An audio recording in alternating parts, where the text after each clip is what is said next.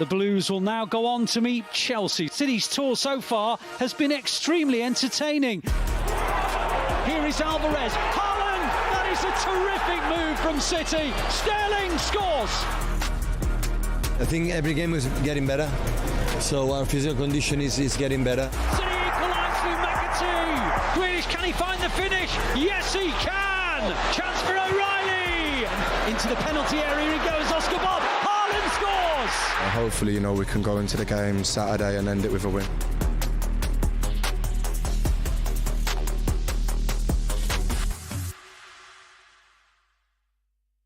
To MatchDay Live, the final MatchDay Live of the US Tour. I am here at the incredible Ohio Stadium, 102,780 capacity, the 7th largest in the world and the 3rd largest in the US. Look, we've had an incredible tour and we're finishing off against Chelsea today, but I think it's only right before we get to the studio to show you some of our best bits. Roll the VT.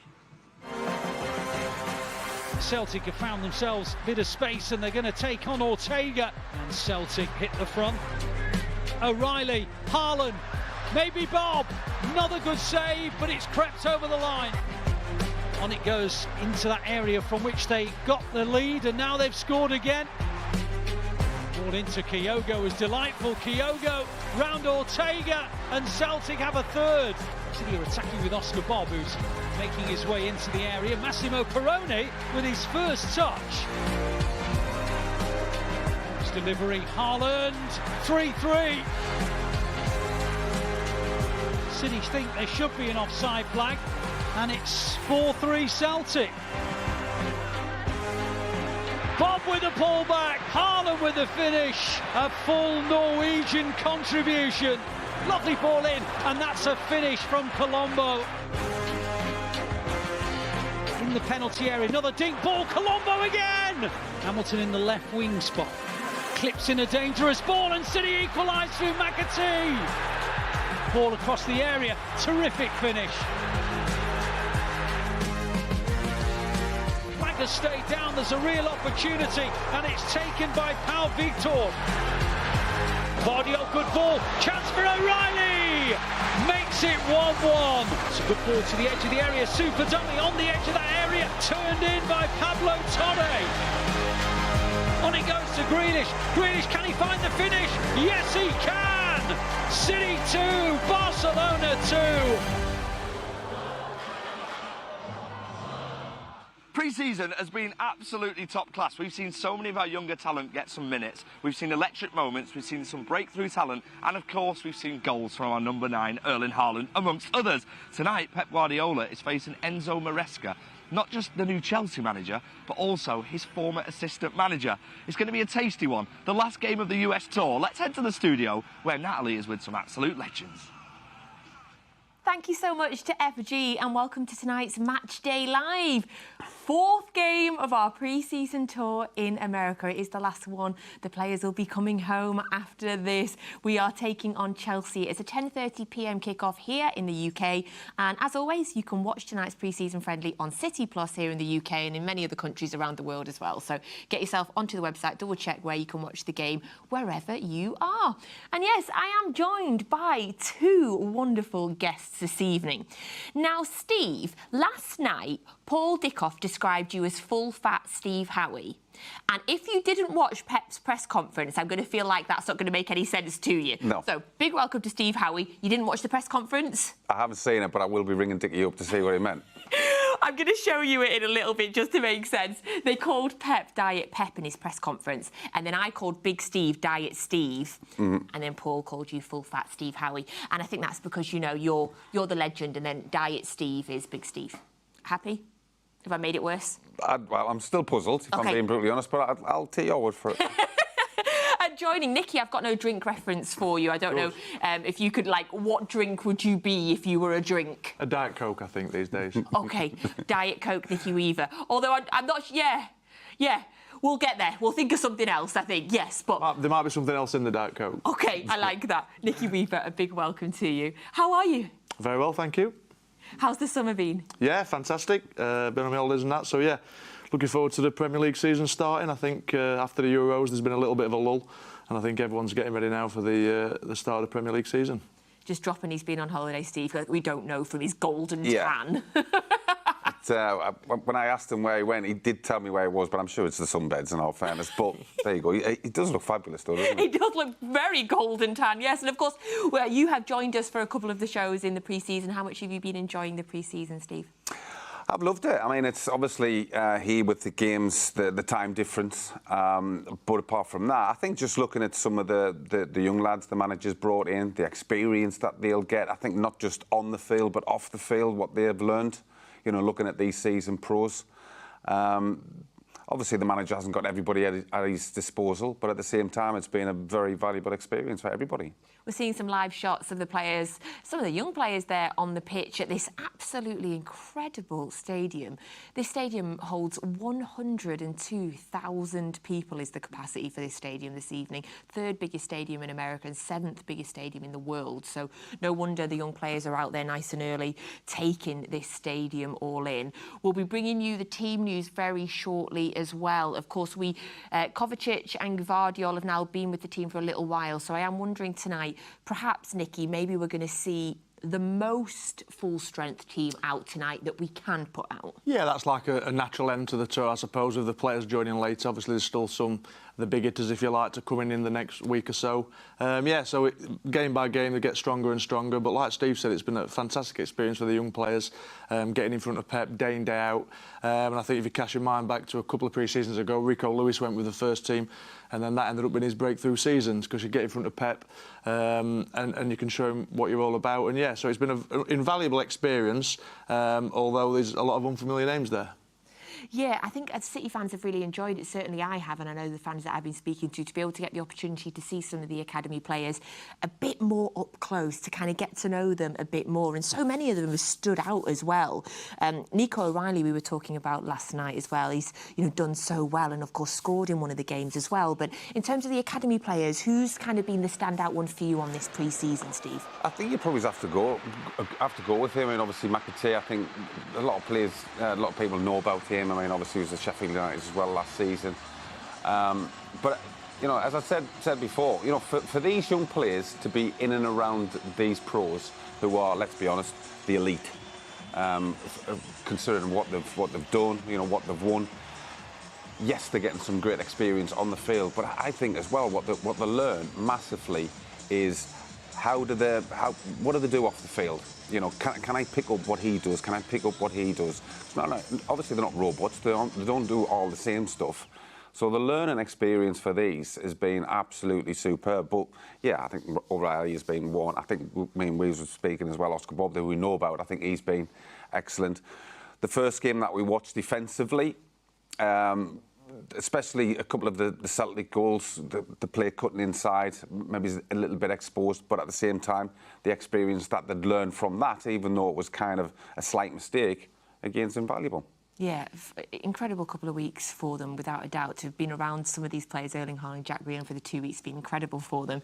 Tonight, the last of the pre-season games before they come home ahead of the Community Shield next week. And we're taking on Chelsea. And there's so many interesting connections, Nick, between the players, but also the management as well, because Enzo Maresca took over Chelsea management job over the summer. He was previously at Leicester, obviously got them promoted, and before that, he was with us. He was Pep's assistant. He was also manager of the EDS. Before that, he won the Premier League too as well. So since the last few days since they've been in Ohio, a lot of the questions for Pep have been about Enzo Maresca and the kind of close relationship he has with him. So this game has so many layers tonight. I'm so excited for it. It almost reminds you when City play Arsenal and it's, Pep against Arteta. It's sort of, teacher and the pupil, isn't it? So, yeah, listen, I'm sure looking at Leicester last season, he models his game on what City do. It's going to be, they want to be heavily possession-based.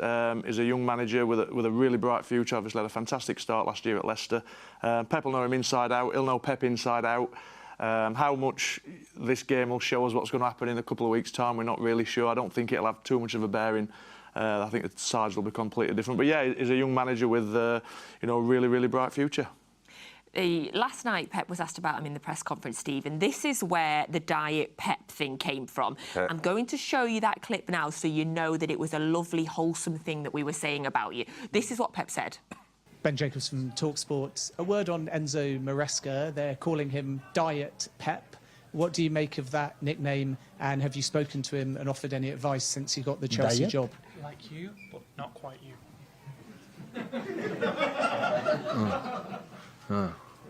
It's for the her. For the beer, so I'm really pleased. So we spent especially 1 year, but more than when we was in the second team together. He's an incredible, lovely person, and his family. So he make a really good job, unbelievable in Leicester, you know, promoting the Premier League and now being one of the top 5-6 teams in England. And I wish him all the best because he deserves it. Nice people deserve the best, and as a manager, he has success because he's the most important thing to be a manager is believe in something deeply, but deeply. And whatever results, stick with my idea, and that's why he believes in what he does, and we will have success. I don't know how long, but he will have it. I love that. Pep's been in such great form in his press conferences throughout this whole pre-season tour. Really interesting, of course, the fact that Enzo was his assistant. He worked under him. They're going to know each other so well. How do you think that will affect tonight's game, and obviously when we play Chelsea in 2 weeks in the Premier League? Well, as we've said, I think it'll be different tonight than it will be, first game of the season. Different teams, obviously different players. Yes, of course, they know each other. But at the same time, does the master really tell the student absolutely everything? Probably not. You always keep something back. But you can tell he's obviously somebody that Pep, when he's got people underneath him, he tries to give them as much knowledge as he possibly can. And it just goes to show because, they've gone on to do different things, and especially Maresca. So, yeah, it'll be an interesting sort of battle between the two of them. But as we've said, nothing compared to what it's going to be like when they do come against each other in the Premier League. I think it's almost a compliment to Pep, Nick. You mentioned Mikel Arteta a minute ago. Obviously, we've got Mikel Arteta and we've got Enzo, Arsenal and Chelsea managers that came up under Pep and were Pep's assistants and worked under Pep that have gone on to manage big Premier League clubs. And I just see that as just an incredible compliment to Pep. Well, a lot of people say he's the greatest manager in the world, and I don't think me and Steve would disagree. Well, I certainly wouldn't disagree with that. And it's, I think you can see there's a genuine, he's really fond of him, and he wants people to do well. And I think if you get sort of within the close net of Pep, you'll learn so much, and you'll be like a sponge, and you're absorbing it every day.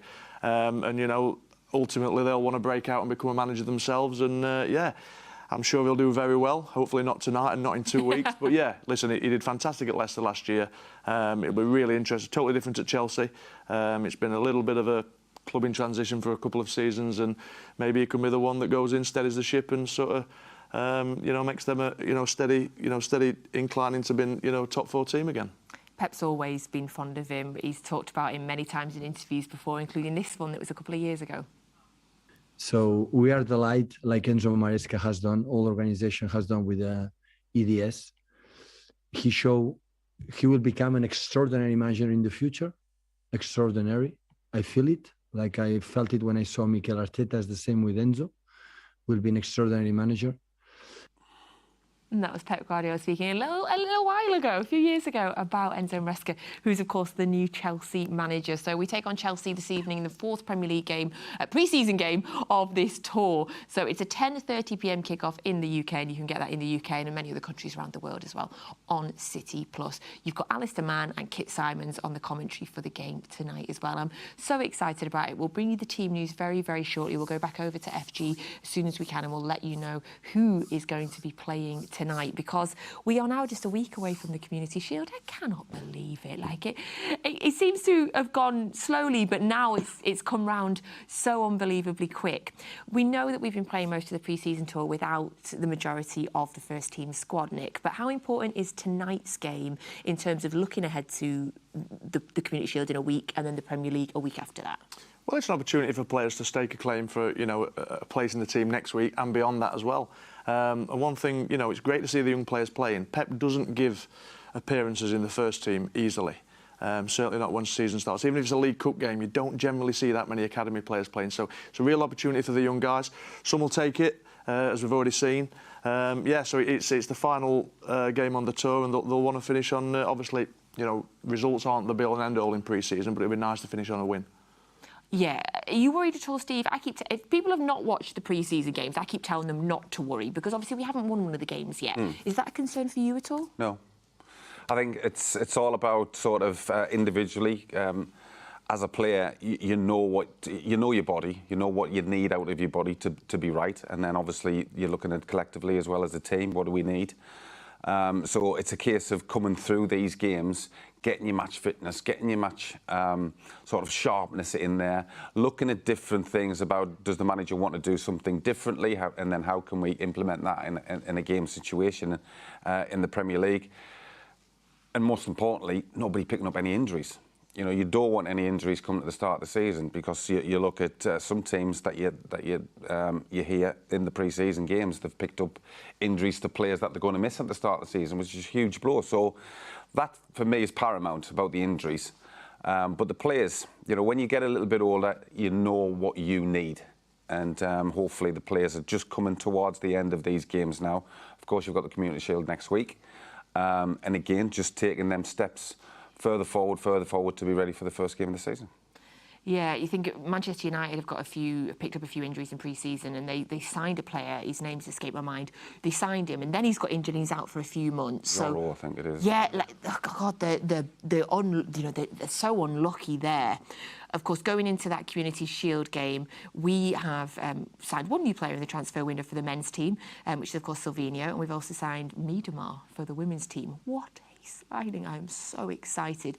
Both of them are getting unveiled tomorrow at the stadium. So in the UK, that is at 2 p.m. if you'd like to come down and meet Silvino and Miedemar. Of course, we're going to show you everything as well on the usual channels, wherever you're watching this, YouTube, Twitch, Instagram, on the app, wherever you're watching this currently, we're going to be showing it from 2 o'clock tomorrow. Alistair Mann will be here with Big Steve. They'll be talking you through the event, which is presented by Fanzone Danny, and our very own FG is doing some sort of teleportation from Ohio back to Manchester tomorrow as well. So Silvino and Miedemar getting introduced to the City fans tomorrow.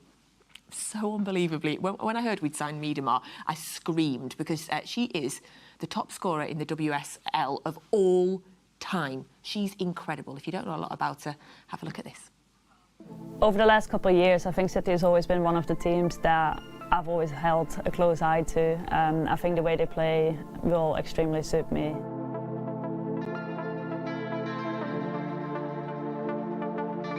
Hey, I'm Vivianne Miedema, and this is my story so far. I think looking back at my football career, I started playing when I was 5. I basically had no choice. My dad was playing football, and I just grew into it. I do remember actually knocking my front 2 teeth out at a very young age.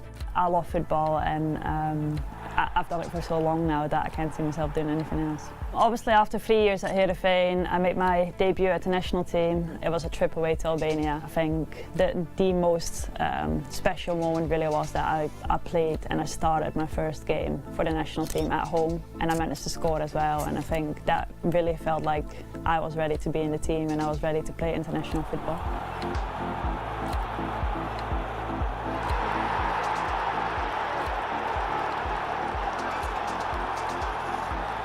I had the big choice what I wanted to do next. Spoke to a couple of clubs, but I think from the beginning Bayern felt like a family club to me. I was really excited to start my season there, but obviously I went from training 3 or 4 times a week to training 7 or 8 times a week. Going there made me grow up really quickly, turned me into a different player. We won the league twice in my first 2 years. We played Champions League, and I think that really set me up for everything that happened after. Looking back, I wouldn't have chosen anything else, and I think it was a really important part of my career to shape me into the player and person I am these days. I think if you look at my career, and obviously I've been lucky enough to break a couple of records along the way, I think the most special one was probably the year that we won the league. I had one of my best seasons so far. Obviously scored a lot of goals, ended up being voted Player of the Year by the other players that I've played against that season, and I think that says a lot about the season I had, and I am really, really proud of being able to help the team as much in that year, and that we actually ended up winning the league.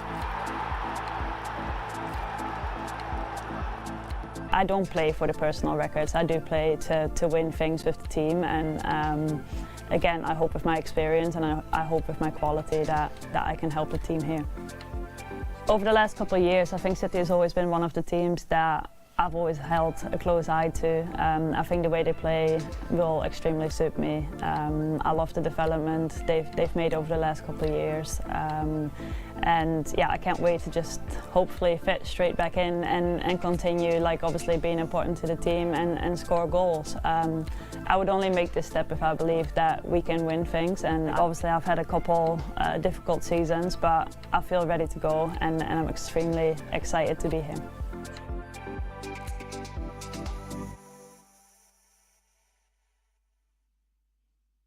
Miedema is a Manchester City player, and you can meet her and Silvino tomorrow at a player unveiling event at the stadium, 2 p.m. UK time. If you can't make it down to the stadium, you can watch it right here. We'll be showing everything as well.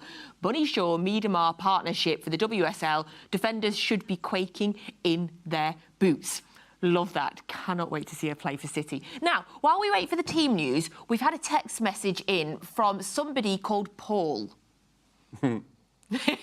Yes, you should be smiling nervously, Mr. Steve Howey. Paul Dickoff has texted us in, and he would like me to ask you, Steve, about a time you roomed together with Paul on a pre-season trip to Brighton. Yes, I know what it is. What does he want me to say? He wants you to tell us about it, and then he's also put and Nicky on the same. You roomed with him on a trip to China. You can go first. I think what happens in China stays in China. That's what happens in Brighton stays in Brighton. Put it that way, then. I think we did well there. You got to give us a little drip. Well, the China one, yeah. Well, I think we snuck out one night and we. Believe it or not, and yeah, we come out of the nightclub thinking it was, middle of the night, and it was, it was 8 o'clock in the morning, and I think the coach was leaving at 9 to the airport, so we had to quickly get back and get some breakfast, and I think we slept all the way on. But yeah, no harm done. Similar in Brighton, I'm going to imagine, Steve. I'll let you off there if you want. Dicky tricked me and he sucked me in, to be quite honest, and that was. I'm blaming him, actually, for what happened at Leicester, because that started me off on a very rocky road with the manager, which is Mickey Adams, and I never recovered from it. But it was his fault. Dicky, you hear it. It was your fault. Thanks very much, Paul. Appreciate that. Anybody else that knows the two of them would like to text a lot of things. There are a lot of things were Dicky's fault, to be quite honest. I can imagine. I think, yes, we can imagine. So you can see the players are arriving now at the stadium. We're going to go back over to the stadium now, where FG is going to let us know the team news. Yes, welcome back to the Ohio Stadium. As you can tell, the atmosphere is building before kick-off, and I have got the starting 11 for Manchester City's last game on our US tour. In goal is a start for Stefan Ortega. Then it is Rico Lewis, Calvin Phillips, Josko Vardiol and Josh Wilson-Esbran. Mateo Kovacic plays with James McAtee, Nico O'Reilly, Oscar Bob, Jack Grealish and Erling Haaland, who is our captain for our final game here in the US. The substitutes are Ederson, Scott Carson, Maximo Perrone, Jacob Wright, Jamai Simpson-Pusi, Jadel Katongo, Joel Ndala, Tom Galvez, Mahamadou Sissoko, Justin Aboado, Luke Mbete, Jaden Heskey, Callum Doyle, Amar Fata, Stephen Mafuni, Micah Hamilton, LaKyle Samuel and Ben Knight. And there you have it, the last team news of the US tour for our game against Chelsea. He was reading off something, right? He hadn't memorised that.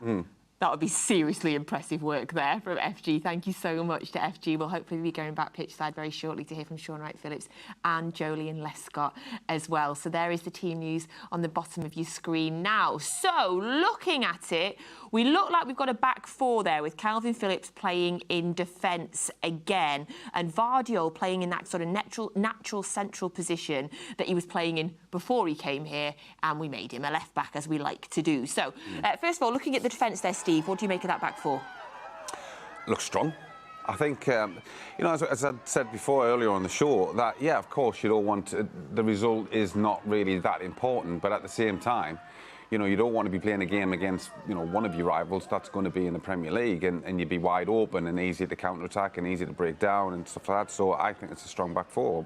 The manager's obviously looked at that. He wants that little bit of strength in there. Yes, he's had the kids for a few of the games in this tour, but he's looked at it and thought, yeah, let's put some of the players that I know and I trust type thing back in there. Yeah, absolutely. Calvin Phillips played centre-back in the Barcelona game as well, Nicky. Obviously, we're used to seeing him play more as a defensive midfielder. How did you rate him as centre-back, and how hard is that to move from defensive midfield into his centre-back, or is it not? Well, you say that we used to seeing him play in a more midfield. We're not used to seeing him play at all, are we, to be fair? So, yeah, listen, he's a good player.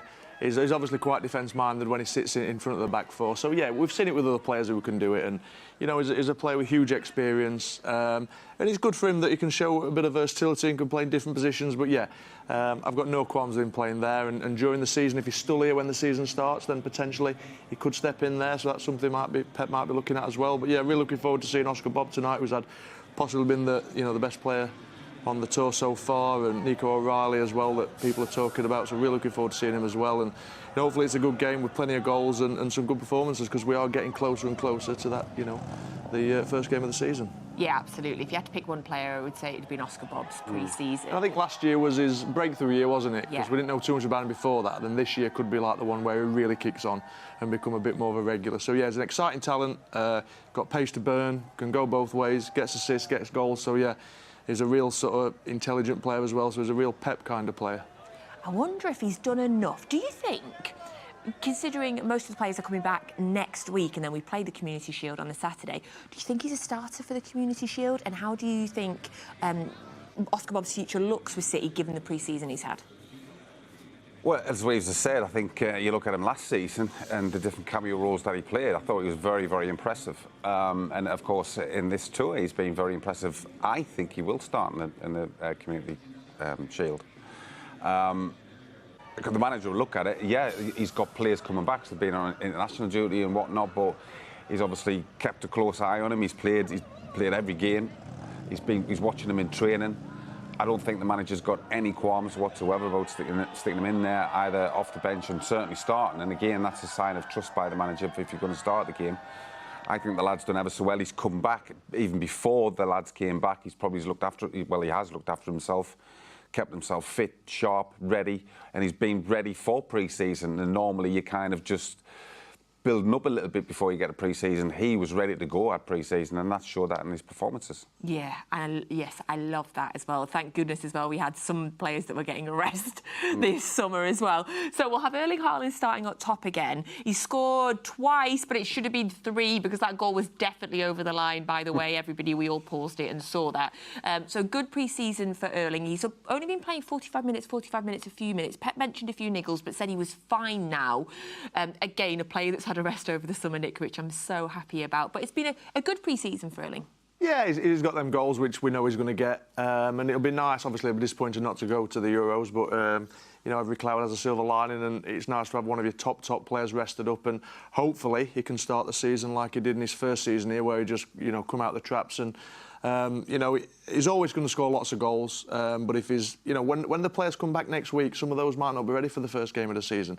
So it might be people like Erling Haaland who've really got to rely on. So, yeah, listen, fantastic player, still got years and years to play in the game, and, hopefully this year he breaks all sorts of records again. See Chelsea arriving there. Some familiar faces. Obviously, I just saw Raheem Sterling walking in as well. There's Reece James. The Reece James situation is so fascinating. Did you see that he got sent off at the end of last season? And so he's going to miss the first 3 games of this season. I wonder if that will affect if he plays tonight or not. But Chelsea have a couple of more pre-season games after this. I think they play 2 more games after this as well. So loads of Chelsea connections. We'll get onto that, though, shortly when we give you the Chelsea team news as well. Back to the City news. So that's Erling up front, and then we've talked about Oscar Bob sitting in behind him along with James McAtee and Jack Grealish. Jack Grealish, another player that's had a great pre-season, Nick. I think we've all been so happy to see Jack scoring and playing well. Absolutely, and that's what Jack needs, because it's a big season for him. He had a little... season before last, he was obviously fantastic, and then he sort of just had a little bit of a dip and didn't play in a lot of the big games, particularly towards the end. But he obviously posted on social media that he'd been training through the summer, so he'll be raring to go, and it's a massive season for him. Do you know what? He's one of these players that, even if you don't support Manchester City, he comes across as this personality that people want him to do well. Because you look at him not only on the field, but certainly off the field as well, how he treats people. I think there's been a lot of things where you know, there was a lot of things brought up where you've got mascots stood there and players just tend to just walk past them, and he's one of these players that just completely makes their day and looks after them. So I think a lot of, and I'm included, I really want him to do well, and of course it was a huge blow for him. We've heard the interview afterwards. He said it hurt him, that he didn't get picked for the England squad, and he thought that he should have been in. But these things, you know, sometimes these big blows are there to test you, and it's how you react. And again, as we've said, he's obviously, like Oscar Bob and a good few of the players, back in the day, pre-season, you would do a little bit out of the season and then come back to pre-season to get, like, relatively fit. He's, again, been ready for pre-season. So his kind of pre-season's been, I wouldn't say easy for him, but because he's had that fitness and really looked after himself and concentrated on what he has to do, he started basically 2 or 3 weeks before a lot of the lads anyway. I think as well with Jackie, he's someone who just, all the kids love him. He just loves football and he's just living his dream. He's living his best life, doing what he loves.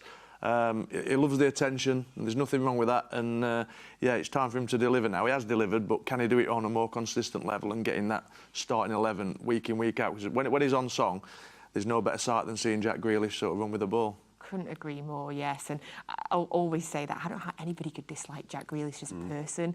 Every time, whenever I see him getting off the bus and walking into the ground, he's the one that stops and speaks to fans. He's the one that will stop and sign things. And we've seen some lovely shots of him this tour as well, looking after some of the mascots as well. So, yes, God, I so badly want it to be his season, Nick. I so agree there. In terms of the midfield, Kovacic is starting the game as well. Can we just take a moment again to talk about that run from the other night? My goodness, he picks the ball up and the way that he drives forward for that goal, Steve, it takes out so many players, obviously to then lay it on for Jack as well, that we're going to get to see it again now, and I could watch this all day long. Unbelievable. We've seen the finish there, we might get to see the run in a minute, but, I loved it from him. Yeah, I think a lot of people would basically say about Kovacic, he's one of these where he very rarely gives the ball away, he can win it as well. But here we go here.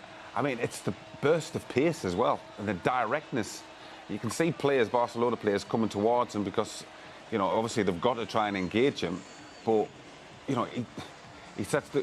I mean, it's a great ball anyway, but obviously Jack does really well, keeps it on his left-hand side away from the defender. But people are probably not used to seeing Kovacic do that, where he's breaking away. But it wasn't just the breakaway, it was the pace that he did at that as well. You know, and Barcelona players couldn't catch him, so we want to see more of that. I think with Kovacic as well, he's the kind of player, I mean, his career's been fantastic, and I think he was a really astute signing when we signed him.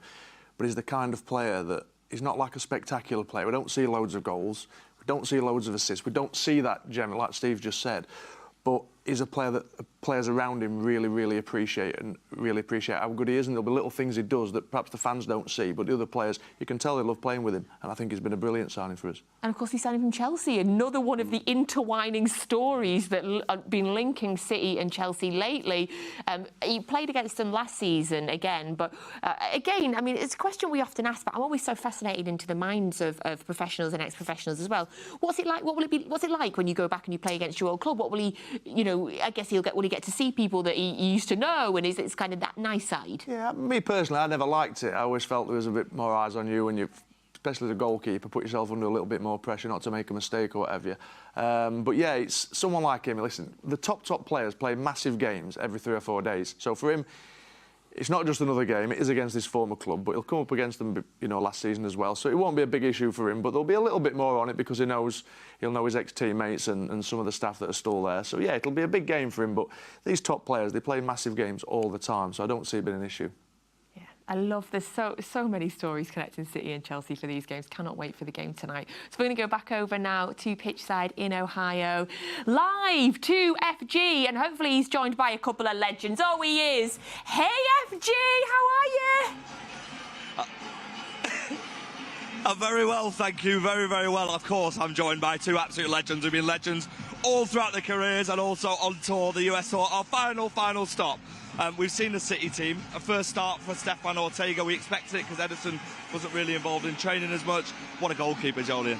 Yeah, obviously. We're aware of what he does and what he did last season. I think he did start the Celtic game, so I'm sure we've seen Edison not train yesterday, so I'm assuming there's a potential issue.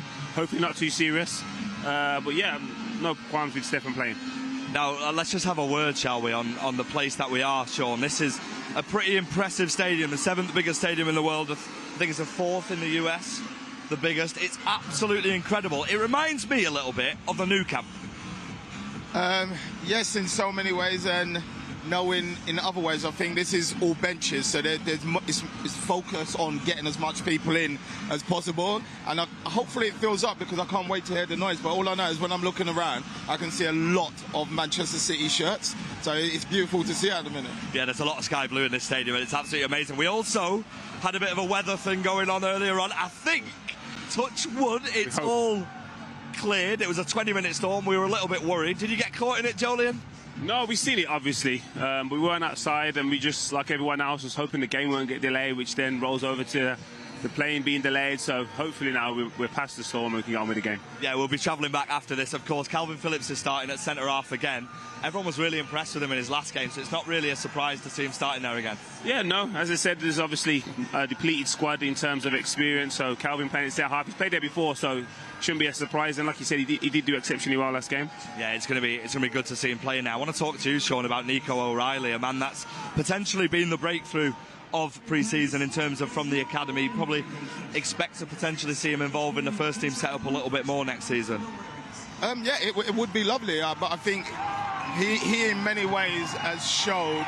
Ortega's just come out, as you can hear, so the fans are going a little bit wild. But yeah, he is basically an example of what me and Joleon spoke about on our very first show, where we're talking about it's not just how they play that game. We wanted to see the progression, and in the first game, you would say it took him off guard. He wasn't prepared for the strength, the speed, everyone being at his level. But since then, the Barcelona game, he's moved leaps and bounds, and I just hope he keeps pushing in that direction. Yeah, he's very exciting. I mean, Joleon, you touched on it straight away from the first game. For everyone who's been watching the live shows, you said straight away, these players will learn so much. As Sean gets a lovely reception as well, these players will learn so much, and that's exactly what it looks like. Every game they've got better and better. Yeah, definitely, and that's what good players do. They learn from possibly negative experiences, and that's what the first game was. It was probably, a high level for a lot of players, especially the first pre-season game. But yeah, it was a great experience, and like you said, now they've kicked on and now they look more comfortable in their roles that the rest to do. And the man who looked really comfortable was Jack Grealish in the last game. He got a goal, deserved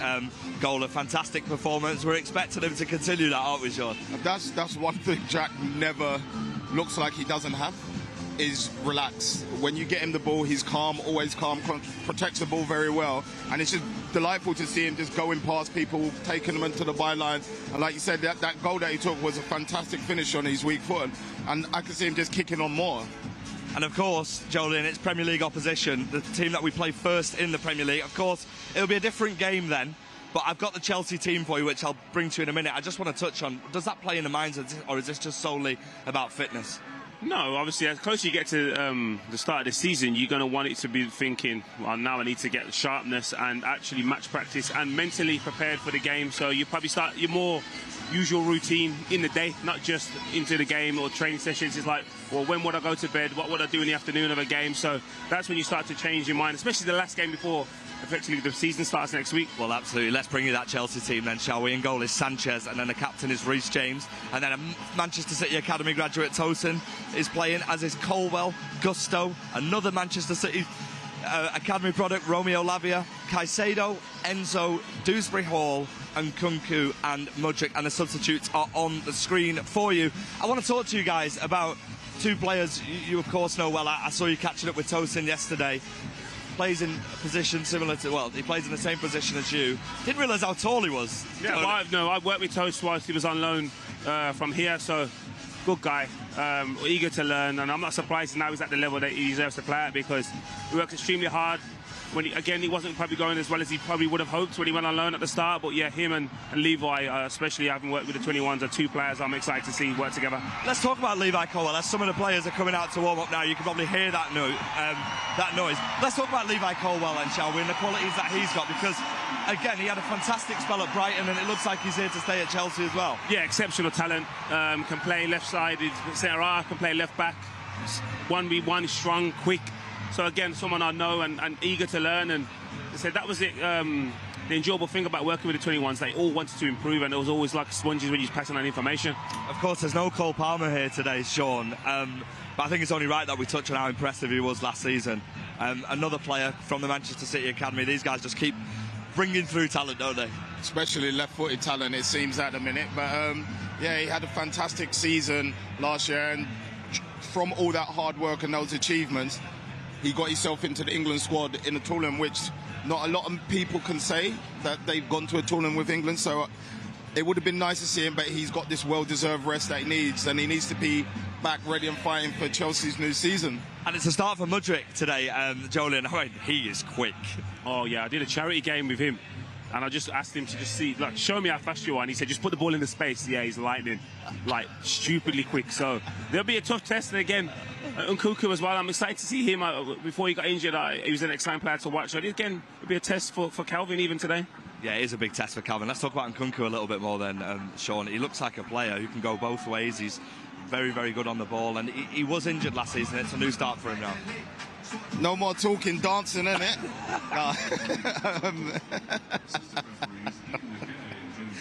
No, he's a fantastic player. I think when Chelsea bought him, they weren't fortunate enough to keep him fit.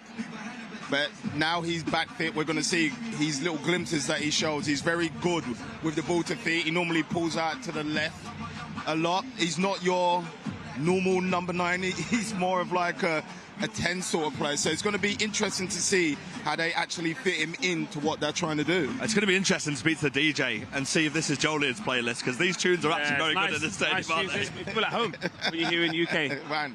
Listen, let's head back to the UK, shall we? Let's go back to our Manchester studio. I better leave that two legends to enjoy the tunes.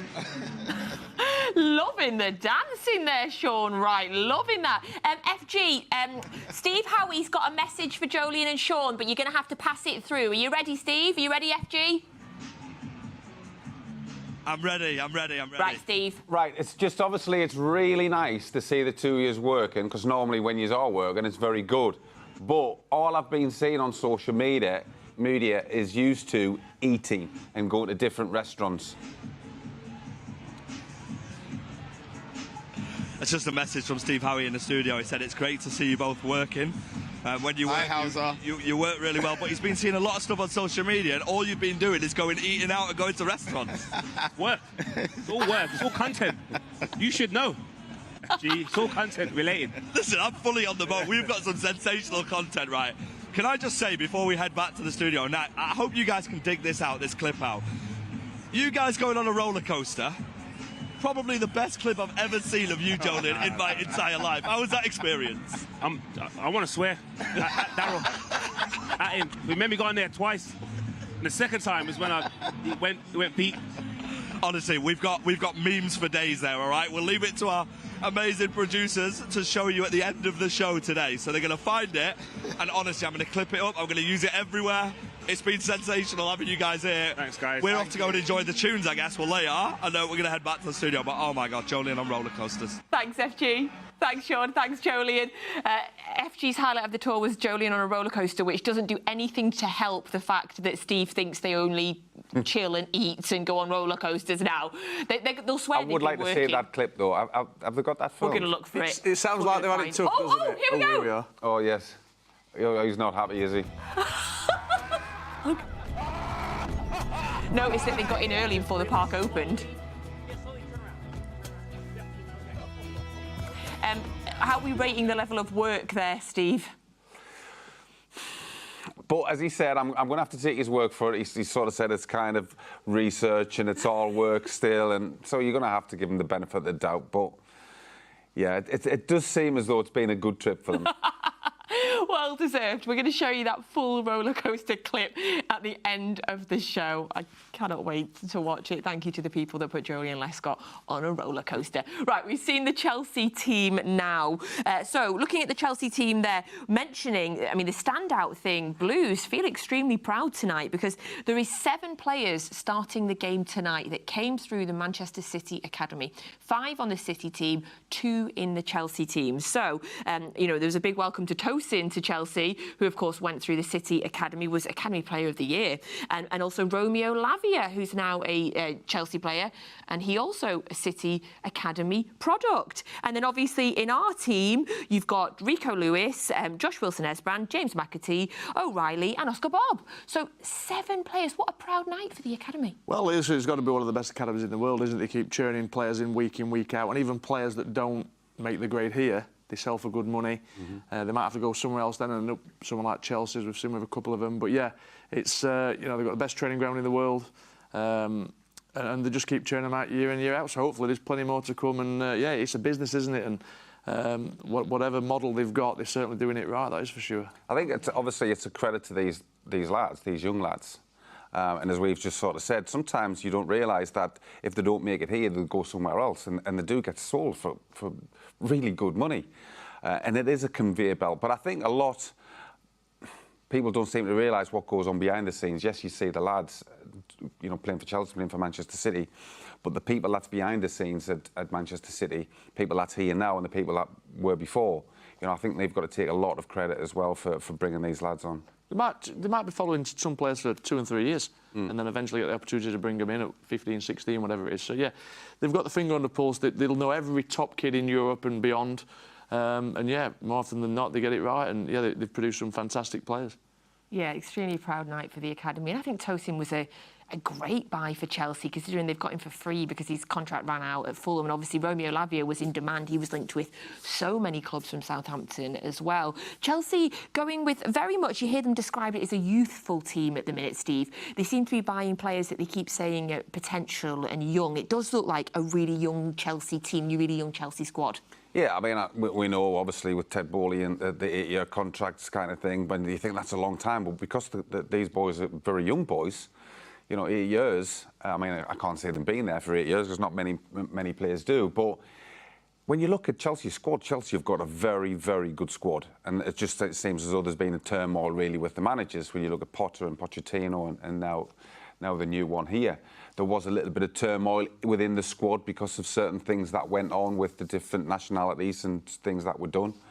But that's the manager's job. Can he sort that out? But obviously, talent that Chelsea have got, it's all for everybody to see. It's a fantastically talented team. So this will be a good game for City. It's another tough opponent, and it'll be interesting again to see, these lads, the City boys, when they're playing against pretty much one of the rivals for next season, how far away am I? Because they might be thinking, you know what, I feel okay, I think I'm nearly there. They might go, oh, hold on a second, maybe I'm not. Yeah, it's a really interesting game, I say, with all the levels, the fact that we're playing them in 2 weeks' time, with the management, with everything that's underlying it. I find it's going to be a really fascinating game, and again, a fascinating game in 2 weeks as well for the Premier League. In terms of the pre-seasons, ours and theirs is a little bit different. Of course, a new manager for them and lots of new players as well. I mean, if you're looking at that team as well, obviously Dewsbury Hall they've signed in this window as well. So in terms of us, obviously there's no new players playing, very settled manager, longest running manager in the Premier League now, or the granddad they called him yesterday, which I thought was very disrespectful and very brave of them to say that to his face. Settled manager, settled team, academy players, whereas Chelsea, as I say, new manager, new players. So the way that we're using our pre-seasons, will they be different, Nick? Yeah, I think so. I think a new manager going in, he wants to set his stall out, get his style of play implemented, and he'll be doing lots of patterns and lots of shape and working on different formations in and out of possession like all managers do. Obviously, all the lads at City will know how Pep works. The young lads will be getting great experience, getting a closer look at that. But yeah, there'll be 2 different pre-seasons. But ultimately, pre-season's about, as Steve said earlier, getting that match sharpness, getting that final bit of fitness. We're coming to the end of it now. And then we start the nitty-gritty. Obviously, looking forward to the Community Shield next week. So, yeah, big game tonight. Hopefully City can come out on top. But, yeah, be interested to see his subs he makes and how many minutes he wants to give certain players. But, Steve said about Chelsea, they've got a terrific squad. It's almost like if they can just get, if Messi can just get the jigsaw, the pieces in the right place, then they could be a force to be reckoned with because they've got a really big, depthful squad with a lot of young players, as Steve said. Yeah, and on the bench tonight as well, well is one Raheem Sterling, obviously, who was here and scored a phenomenal amount of goals for Manchester City. Like, an incredible player, won many trophies here. He's on the bench tonight as well. And if he comes on, I guess for him, there's always, he's such a dangerous player. If he does come on, he'll be an incredible attacking output for them. Well, of course, yeah. He's quick, he's dangerous. I mean, he scored an awful lot of goals for City. He could have scored more. There was a lot of chances that he did miss. Yeah, I mean, I don't think he's got anything. I don't think he's coming on and thinking I've got something to prove. I don't think it's anything like that at all. I think, he's a very established player. Everybody knows who he is. We all know, how talented he is. But again, for him, I think it is a case of I'm coming on. I know what I need. This is what I want out of the game. So he's ready for the start of the season. So, yeah, I mean, it'll be if he comes on, I'm pretty sure he'll test the defence. But I'm pretty sure the City boys will know how to handle him. Absolutely. So the game for tonight kicks off in about 23 minutes or so, 10:30 UK kick-off time this evening. And like all our pre-season games, you can watch tonight's game on City Plus. You also get so much other incredible content on City Plus as well. But for tonight, you're in the UK and many other countries around the world, it's City Plus. 4 titles in a row! Let's go! This does look like being a mouth-watering spectacle. It's a good head from Ruben Diaz. Little turn, Alvarez, Stones! And with Haaland, and he scored, of course he has. Rodri! What a goal! So you can watch tonight's game on City Plus. And like I said, some incredible documentaries on there. You'll get youth games and women's games on there as well. Tonight's commentary from Alistair Mann and from Kit Simons as well. We're seeing shots there. Can I just take a moment to say, look at that training top. I have not seen that yet. But I am a big fan of that, gents. I would like to get myself one of those. Suit you that, Nat, I think. Thank you. I think so, Nick. Yes, I do. I'm into the pink, kind of. And Steve, you're wearing like a pinky peach. Yeah. I think you'd look nice in that as well. I think sometimes you've just got to mix it up a little bit with the different colours, rather than going for your normal colours. Slim in black, Steve. I've gone for a little bit out there. So sometimes you've just got to push the boat out, I suppose. I love it. I love it. And it almost matches that beautiful training top that they're wearing there. I'm looking at the people in the background as well. And again, I noticed this on quite a few of the games. Yes, I'm biased sometimes, we all know that. But the crowd seems to be the majority of City shirts from what we were seeing there. The shots in the background, we're seeing lots and lots of City shirts. Incredible stadium tonight as well, gents. 102,000 is the capacity. And some of the players have said that of the tour, this was the one they're particularly looking forward to because of the stadium. What's the biggest stadiums you ever played in? Well, I was lucky enough to play at Wembley.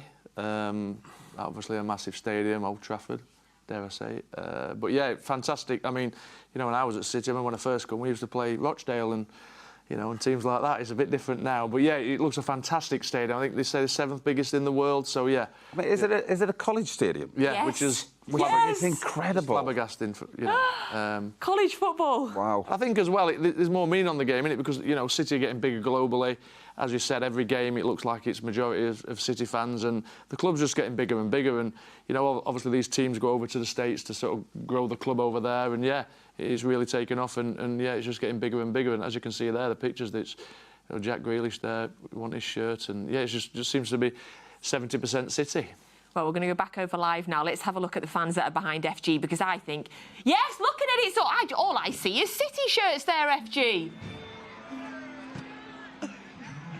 There are so many City shirts here. And you know what they've just been doing? The fans behind us for about 10 minutes straight have just been singing Stefan Ortega's name. So I think it's only right that we give him the credit he deserves on this show. We start with the Stefan Ortega conversation. I mean, the save that he made last season will be talked about so much, Sean, but he is so much more than just that, because he was sensational every time he played for us last season. And that's exactly the point. That's what everybody's thinking about. But not only has he been sensational when he's played, it's not always hard to sit behind somebody else while you're not playing all the time and still be that positive and supportive. And then when he does get that moment to come in and play the way he's been playing, like, he's got so much mental strength. And as well as that, off the pitch, he's an amazing person to talk to.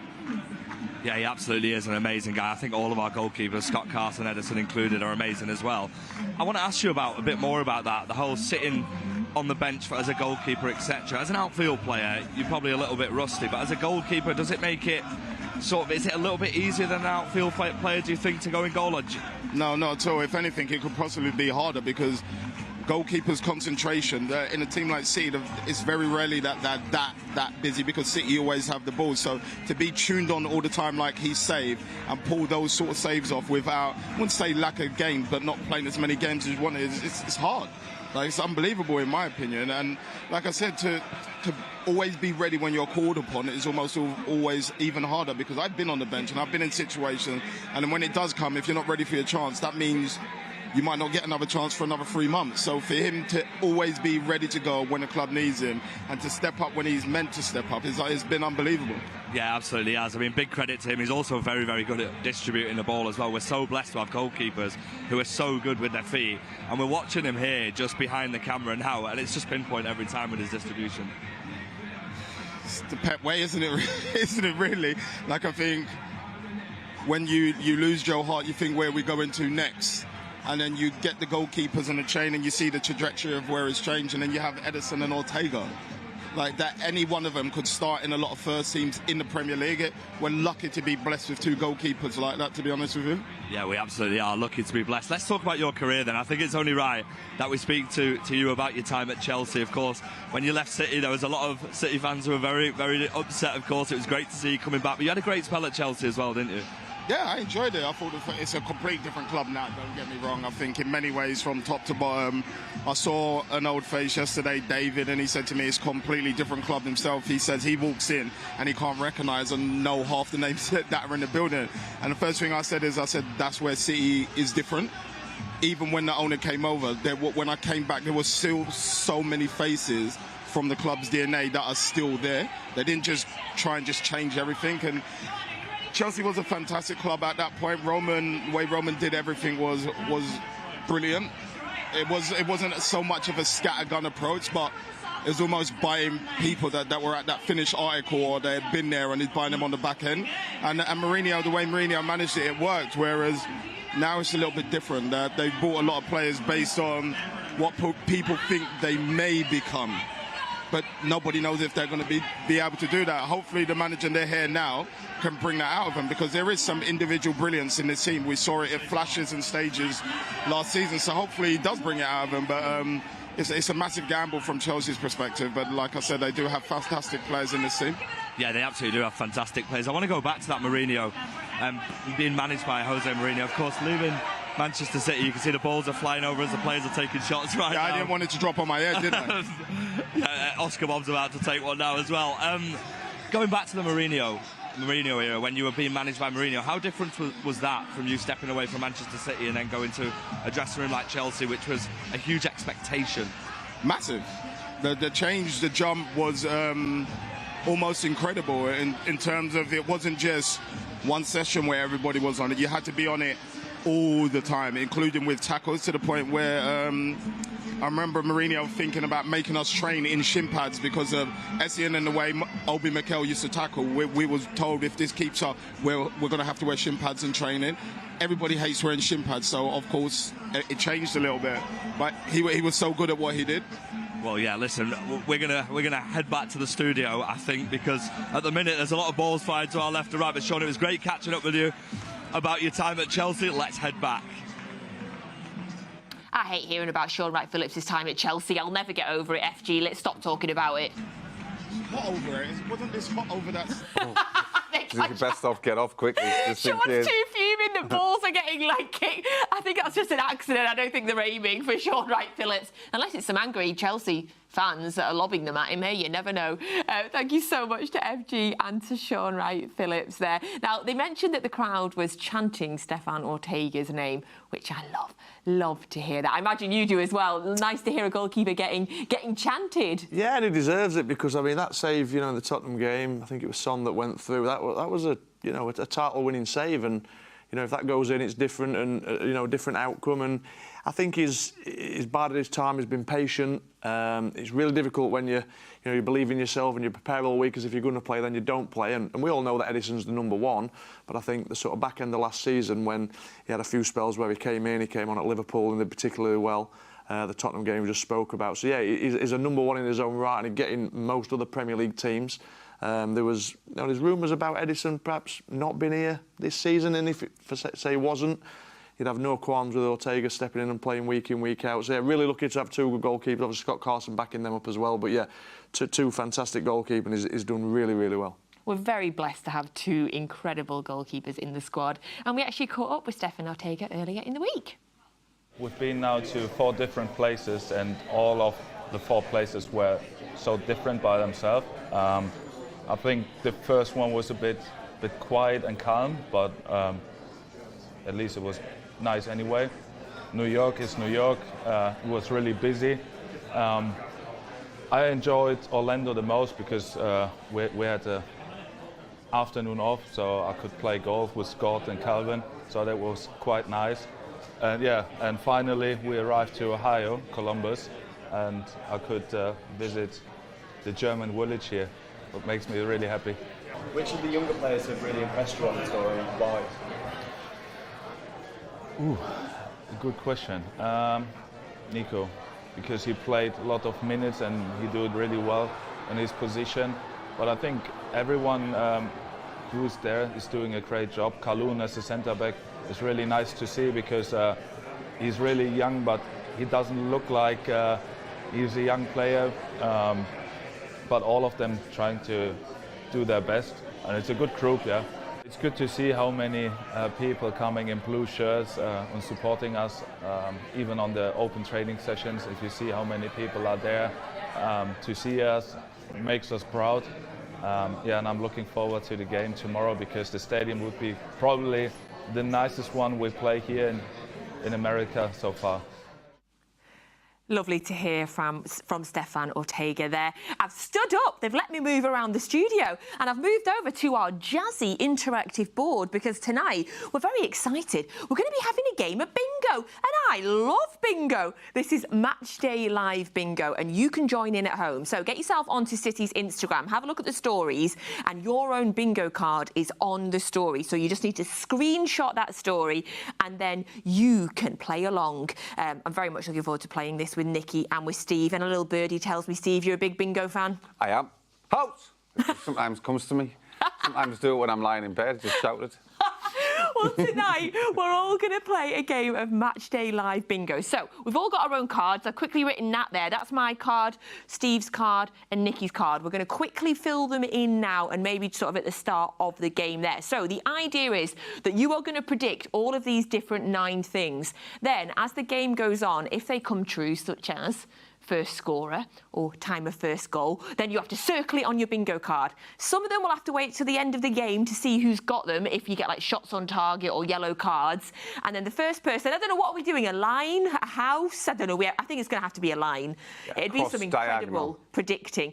Any sort of line you can win.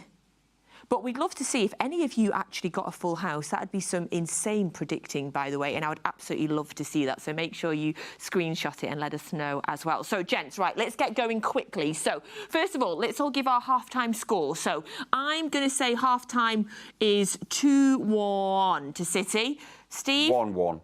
1-1 half-time, Nick? 1-0 City. 1-0 City. Lovely. And then full-time, gents? I'm going to say 3-2 City. OK. 2-2. Steve? Steve's 2-2? 2-2. OK, Nick? 3-1. 3-1. Yes, Nick. Right, first goal scorer. I am going to go classic and go Erling Haaland. I'm going to do initials. Steve? I'll do the same. Erling and Nick? I'm going to go Oscar Bob. I like it, thank you. Right, first assist, I'm going to go Oscar Bob. Because I think there's going to be another Norwegian goal. Jack. Jack, OK, first assist. Jack, oh, hold on, I've forgotten how to do a J. Nick? Nico O'Reilly.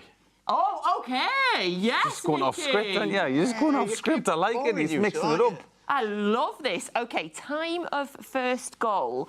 I'm going to say, settle in, I'm going to go 21. 14. 14, OK. And then Nick? 30. 30, OK. Right, so then we're getting on to the ones that go a bit mad, and I love this for the predicting. So, total subs used, this is just for City. I am going to say 6. Can we say the same thing, or do we have to... Yeah, no, it's your bingo card. Yep, cool. You going for 6? I'm going for 6, that was my... Right, I'll go for 7. OK. So we're all being the same. Right, number of corners. I'm going to let you guys go first, because I have no idea on this. 9. OK, Nick's gone 9 on total number of corners. Oh, it's just City, isn't it? Yeah. Steve? 5. 5. I could erase it, Nick, but I don't know how to, so I'm not going to. No. I'm going to go 4. Right, shots on target. Steve? 6. 6 shots on target for Steve. I'm going to go 7. Nick? 5. 5. Hey, do you know what? It's really hard to sort of draw upside down. Number of yellow cards. Oh, I'm going to say 1. It's going to be nice and safe. Yeah, I'll go for 2. 2, OK. Hold on, how do you do... I'm really getting confused, Nick. I'll go for whatever that number you've just written down for Steve is. It's a 2. I think it's a 2, but I don't think it's an 8. The tongue sticking out and everything. That's better. Thank you. Right, these are our bingo cards. Get onto the Instagram, screenshot your own and do your own bingo. We're going to fill them in during the game. You can get the game now on City Plus in the UK and in many countries around the world with commentary from Alistair Mann and from Kit Simons. Really looking forward to this one. We'll all be back at half-time. We'll give you an update on our cards. We're going to be running up during the game and circling them. And then we're back at full-time as well. So, enjoy the game, Blues, and best of luck with your bingo. So we've arrived at the first challenge set by the players. We're going to try and name some dinosaurs as we're going around. I'm not sure how far we're going to get with that, but we're going to give it a go. Hey guys, just a reminder, you gotta keep the hands glued just in case, all right? Thank you. Just in case what?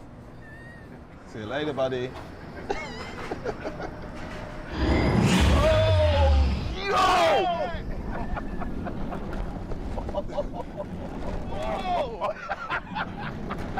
Wee-oh!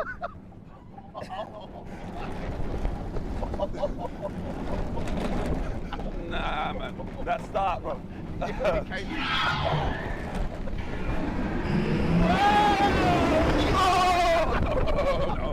No way. No way.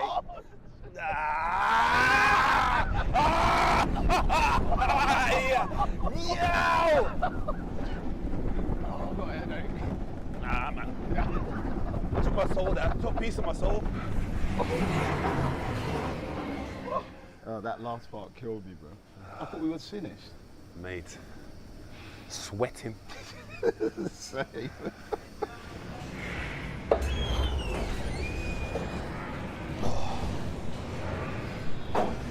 Feel sick.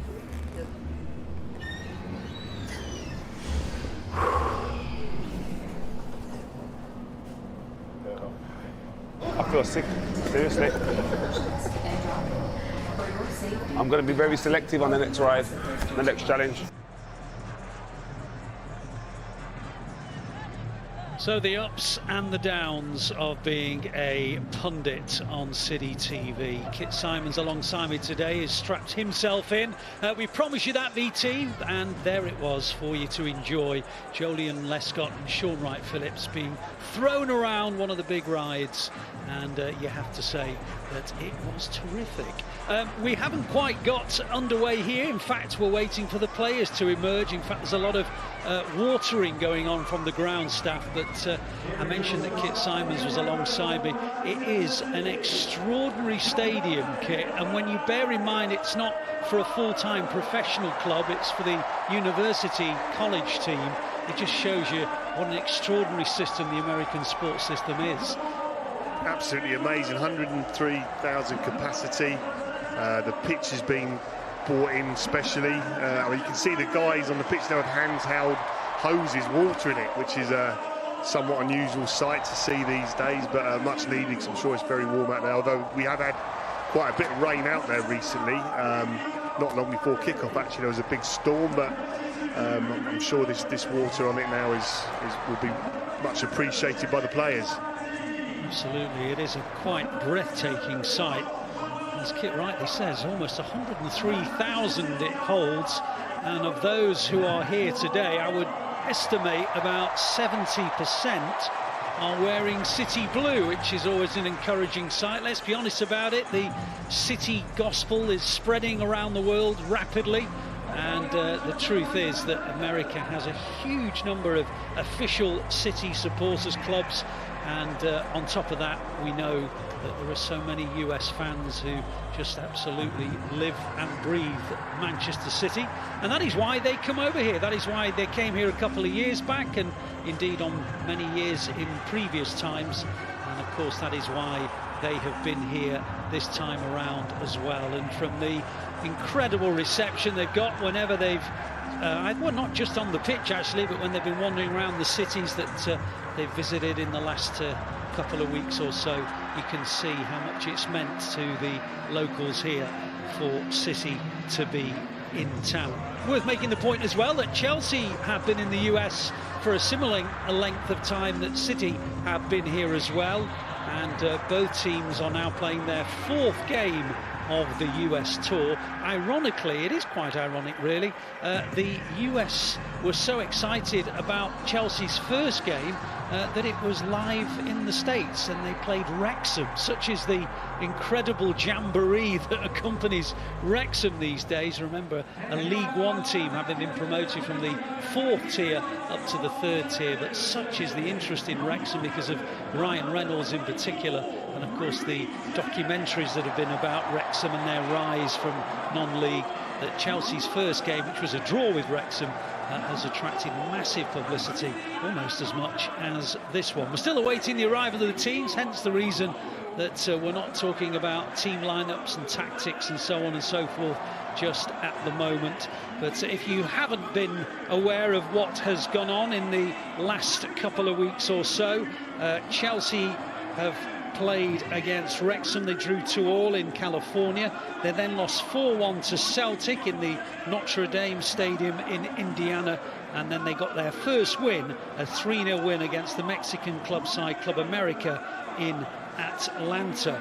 The Blues, of course, have faced Barcelona, AC Milan and Celtic. Barcelona, the most recent of those games. It was a 2-2 draw, which was then, in inverted commas, settled by penalties, although it was a bit of surprise to both head coaches, actually, when they were reminded that it was going to be a penalty shootout. But anyway, for the record, it did end in a 4-1 penalties win for Barcelona.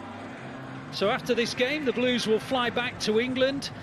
You have to bear in mind that it's been a tour that has happened only a couple of weeks after the Euros finished, and also the Copa America, and so as a consequence we haven't seen Rodri, Kevin De Bruyne, Jeremy Doku, Bernardo Silva, Ruben Diaz, Matheus Nunes, Phil Foden, John Stones, Kyle Walker, Nathan Ake, Manuel Akanji, Julian Alvarez, and indeed the newest signing, Savinho, who I deliberately mention because you will get your first look at him tomorrow if you're around the Etihad Stadium, because he is being unveiled. And so too, by the way, is the women's superstar Miedema, who I have to say has been probably the biggest signing in women's football this summer, because she is the record goal scorer for the WSL, and Arsenal's loss has certainly been City's game, and the thought of her and Bunny Shaw leading the City attack